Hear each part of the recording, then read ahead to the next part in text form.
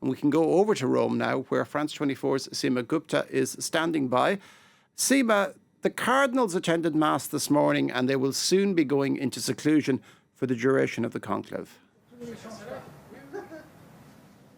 Yes, absolutely. I mean, the Mass was really a pre-election Mass in a way to start the whole process of prayer. And of course, as the faithful and believers believe, it's about invoking the Holy Spirit in order to guide the cardinals to choose the successor to Pope Francis. And all of that will happen this afternoon when the conclave begins. There will be a procession of the cardinals when they will move from the Pauline Chapel into the Sistine Chapel. And then there will be the oath taking for all 133 cardinals. It's a bigger number than the last conclave back in 2013. Back then, it was only 115. So it's expected to take just a little bit longer as each one takes an oath of secrecy to say that they will not discuss what is being done inside the conclave, inside the Sistine Chapel, and they risk excommunication from the Catholic faith if they do so. And then after which the masters of liturgical ceremonies will essentially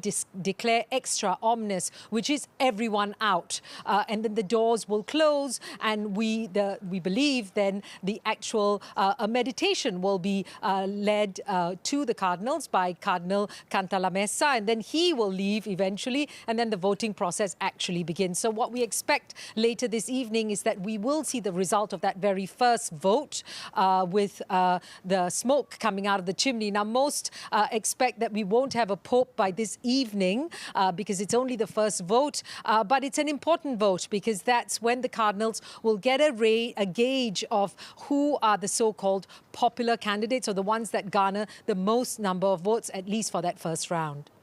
Now, conclaves are opaque affairs with speculation devilishly difficult, but who are some of the potential candidates that have been mentioned as possible popes? Well, yes, it's the media mainly that's speculating about who they could possibly be. And of course, some of the names that are mentioned include Pietro Parolin.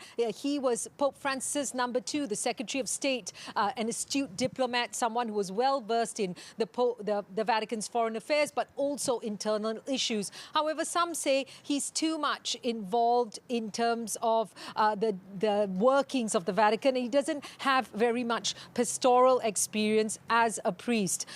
Another candidate that's mentioned is Cardinal Luis Tagle. He's from the Philippines.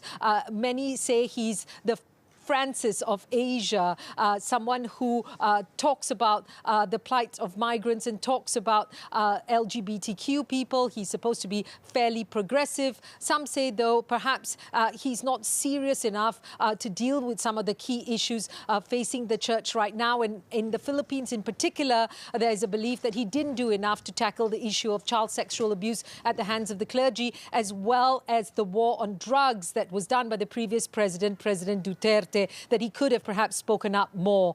Some of the other sort of compromise candidates could perhaps be the American cardinal, Cardinal Robert Prevost. That is, we haven't had an American cardinal. That would be a whole new thing, because most of the time people say they don't want a superpower cardinal to become a pope. But that said, he has extensive experience in Latin America. So his experience is really outside of the US. Or there could be a French cardinal. We have Jean-Marc Aveline from Marseille, someone who has talked about the issue of migration as well, someone who was seen as being fairly close to Francis as well. So could it be a continuation of Francis, or could it be a more conservative candidate? Conservatives, for example, like Peter Erdo, a cardinal from Hungary who's known to be fairly conservative on his views, very much against the idea of giving communion to divorced couples as well. So it's a range, and many say it's very unpredictable simply because you have such geographical diversity this time around in this conclave as compared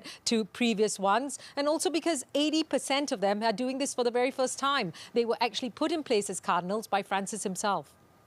And how are people in Rome reacting to this conclave, Seema? Is there a greater sense of excitement than usual, or is it business as usual? Well, I have to say, Oliver, Romans are used to a conclave. You'd be surprised. This is something that comes around. They know what it's like. They know the Vatican. It's home turf. But that said, yes, lots of interest. I've been speaking to people around St. Peter's Square.